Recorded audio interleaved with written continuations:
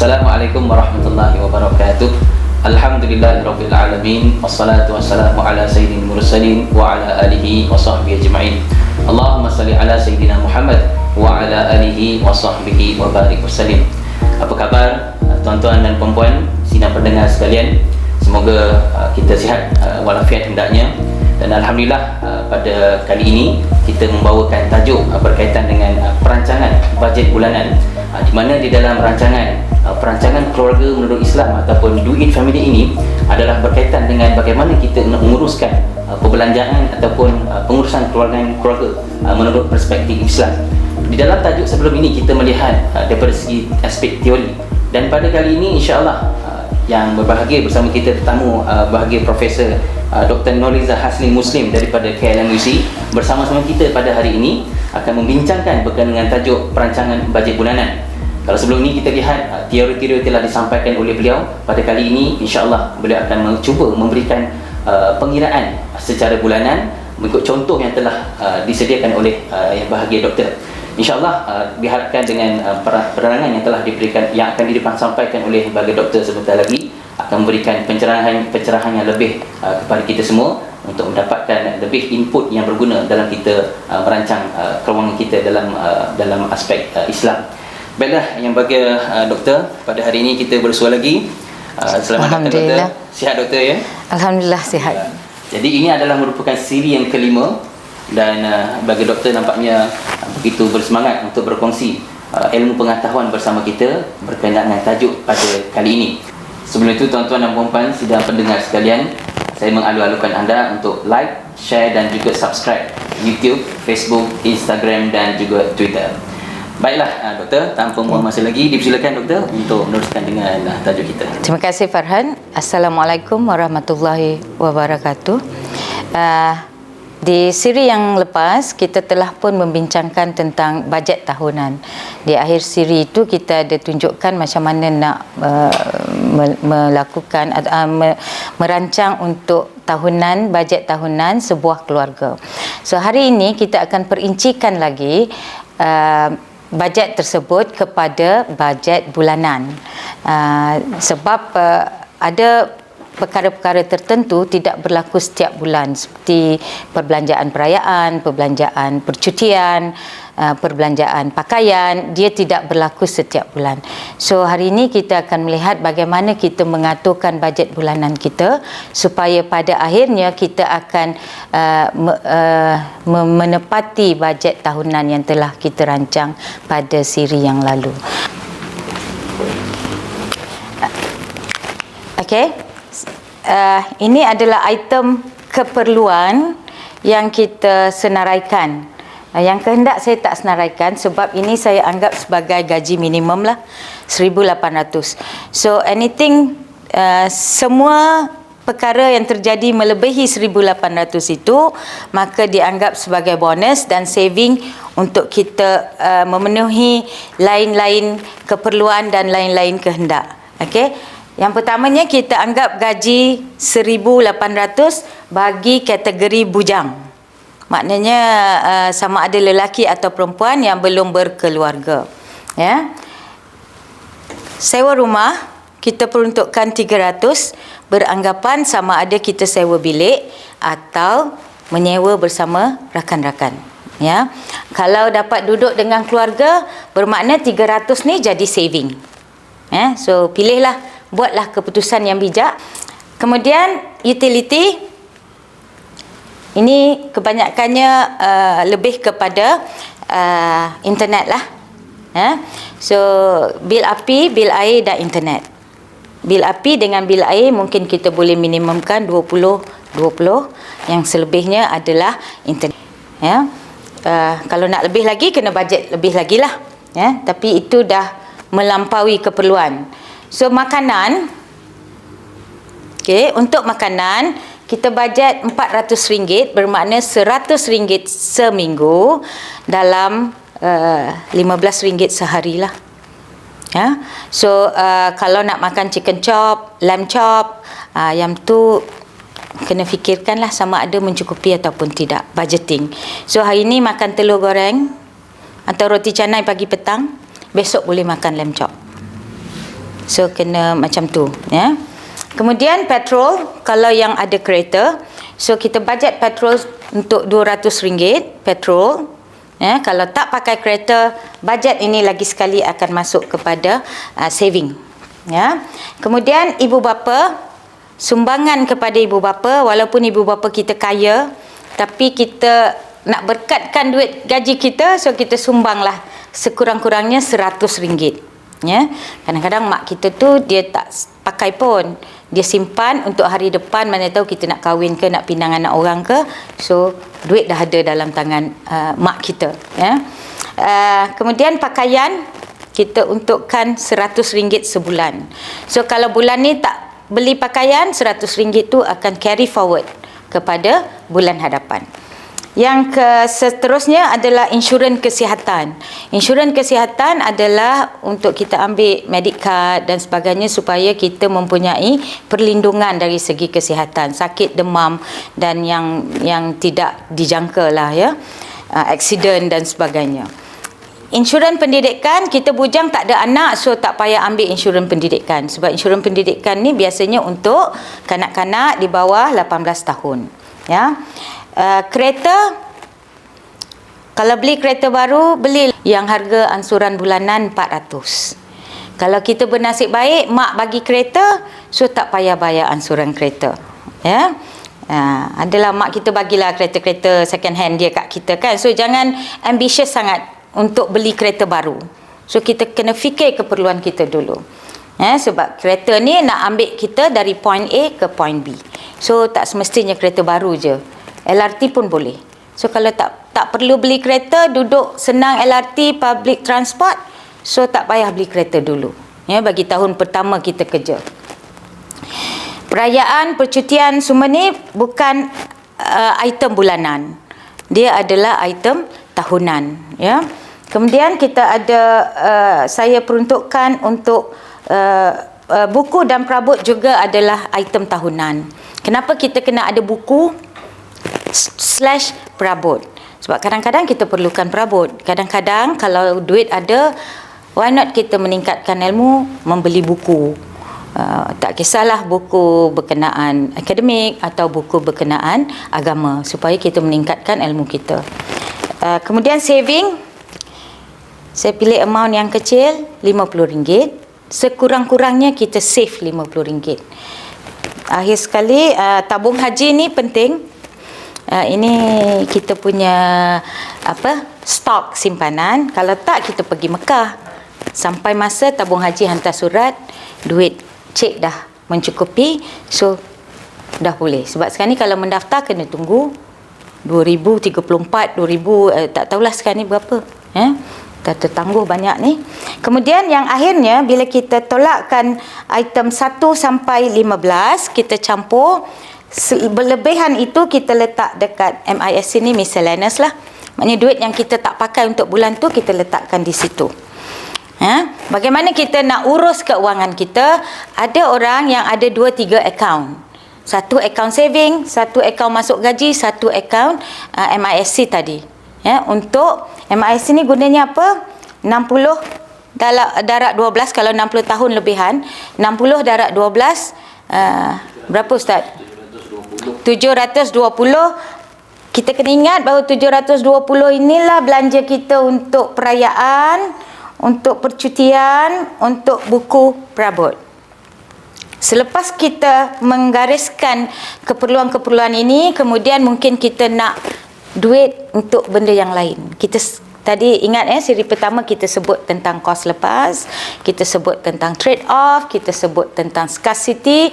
Bermakna kalau kita nak perlu duit, contoh orang muda-muda lah, dia nak pergi bercuti lama sikit atau panjang sikit, nak pergi Korea ke nak pergi mana, dia kenalah ikat perut. Mana tadi makanan 400, dia slash lah jadi 300.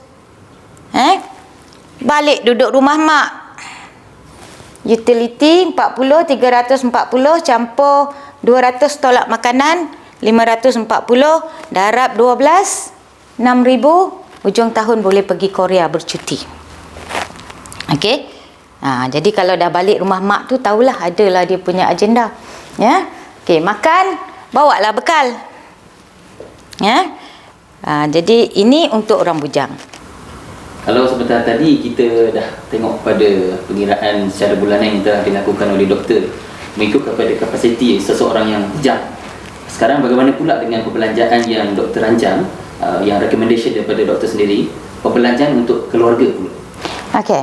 Bagi bajet bulanan keluarga, kita melihat kepada yang minimum juga dan membuat andaian bahawa keluarga itu adalah daripada keluarga yang bekerja, suami dan isteri. Ya. Katalah pendapatan bulanan bagi keluarga tersebut adalah 3,500, 1,008 dan 1,007 atau lebih. Ini kita kira minimum, ya. Sewa rumah saya naikkan jadi 1,000 sebab sebagai sebuah keluarga kita memerlukan rumah yang lebih selesa. So itu adalah keutamaan kita, ya. Kemudian bil utility saya tingkatkan kepada 100 sebab bila kita sudah berkeluarga, bil api dan air itu mungkin meningkat dan masih menggunakan plan internet yang sama, yang minimum untuk keperluan kita. Kemudian makanan pula saya bahagi dua, satu bahagian barang kering dan barangan basah yang totalnya adalah RM400. Okey. Kemudian petrol masih kekal di RM200. Bagi ibu bapa naik 100 lagi sebab kita ada dua side, ibu bapa isteri dan ibu bapa kita. So kena adil lah, isteri dan kita bagi sama rata. Tetapi juga menurut perspektif keadilan, adil tu bukan sama banyak. Ada pada keadaan mungkin ibu bapa kita tak perlu banyak, so kita kurangkan sikit bagi kepada ibu bapa mertua kita yang memerlukan keuangan yang lebih tinggi. Ya, itu boleh diaturkan supaya dia menjadi adil lah. Ya. Contoh kalau orang badan besar dia perlu 5 meter. Kalau orang badan kecil dia perlu 4 meter kain untuk buat baju. So adil. Adil tu bukan sama. 4 meter, orang ni berlebih, orang ni berkurang, dan begitulah seterusnya. Pakaian tak beli tiap-tiap bulan. Insurans kesihatan RM70, bermakna ketua keluarga akan mengambil satu plan insurans yang meliputi keseluruh ahli keluarga. So dia mahal sikit lah.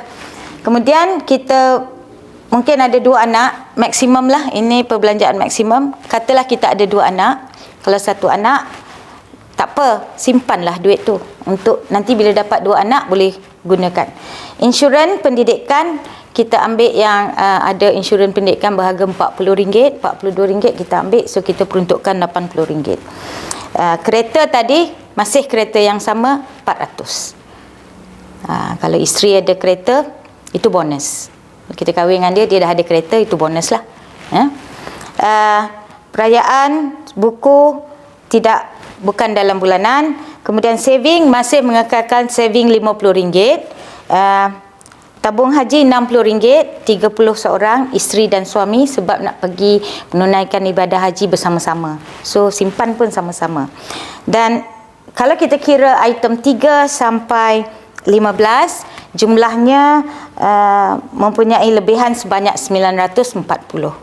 Dan 940 inilah bila didarab dengan 12 akan memenuhi pakaian perayaan, buku, perabot, pakaian, perhiasan dan sebagainya.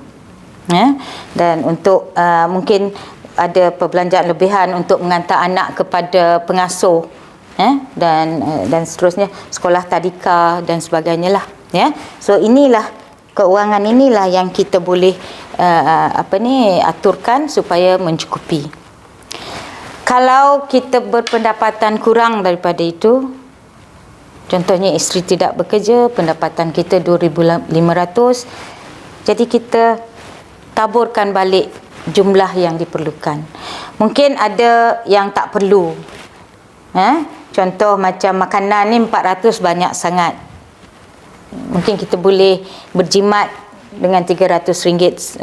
Nanti kita akan bagi contoh macam mana kita nak mencukupkan perbelanjaan yang kita dengan pendapatan yang kita ada. Ya, mungkin selepas ni ustaz boleh bagi doa untuk mendapat keberkatan, supaya kadang-kadang kita lihat orang tu gajinya kecil tapi dia memenuhi keperluan keluarga dia. Ya.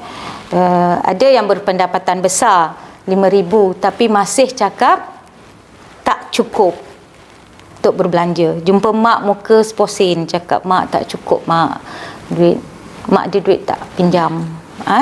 Ini realiti. Saya cakap bukan nak mentertawakan sesiapa, tetapi ini adalah realiti kehidupan. Kalau terjadi pada kita, kita duduk balik, muhasabah diri, kenapa jadi macam tu? Mungkin sewa rumah 1,000 kita boleh turunkan kepada 800, contoh sewa rumah flat, contoh sewa rumah di BKL dan sebagainya. Kita kena jadi lebih kreatif dalam mencaturkan perbelanjaan keluarga. Ya, dan mungkin selepas ini ada contoh-contoh untuk yang keluarga besar, keluarga anak-anak yang dah masuk universiti yang memerlukan perbelanjaan yang lebih tinggi. Ya, jadi sebab itu bila kita membuat perancangan, kita harus ingat segala apa yang kita buat lillahi ta'ala. Kita minta Allah luaskan rezeki kita, Allah bagi kita rezeki, kerana kita harus ingat setiap anak yang dilahirkan itu ada rezekinya, setiap perkahwinan itu, setiap isteri yang kita kahwini itu ada rezekinya. Maka minta dengan Allah, Allah akan luaskan rezeki kita dengan pelbagai cara. Ya, minta dengan manusia belum tentu kita dapat, tapi insya-Allah kita minta dengan Allah, Allah akan bagi kita rezeki secukupnya mengikut kemampuan kita. Saya kata di atas penerangan berkenaan dengan perancangan kewangan bulanan mengikut kepada individu bujang dan juga yang berkeluarga. Kita harapkan dengan bajet yang telah pun dibentangkan ataupun macam parlimen pula doktor bajet yang telah pun dikira oleh doktor sendiri, saya yakin mungkin ada di kalangan para pendengar sekalian, bajet yang telah dikira oleh doktor mungkin agak sedikit tak sama dengan apa yang anda bajetkan. Walaupun bagaimanapun ini hanyalah ada sebagai panduan. Sekiranya perbelanjaan anda, contohnya rumah itu lebih tinggi nilainya, maka daripada segi keperluan yang lain itu dikurangkan supaya mencapai dengan apa yang gabungan antara gaji suami dan isteri. Ini bagi yang dah kahwin doktor. Ini sepahaman saya lah. Saya selalu mencadangkan kepada suami isteri, bila kita berkahwin, kita bergabung untuk menjadi satu entiti. Ya.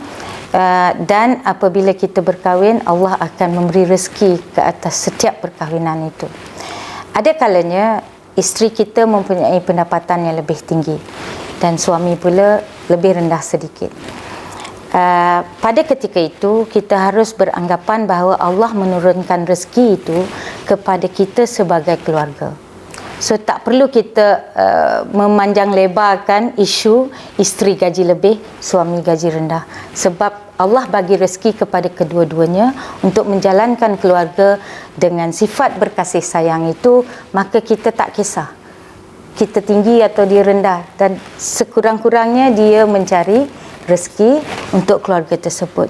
Mungkin kalau isteri yang berpendapatan tinggi, jadi lebihlah rekreasinya, lebihlah pakaiannya sebab dia ada pendapatan. Okey, itu satu.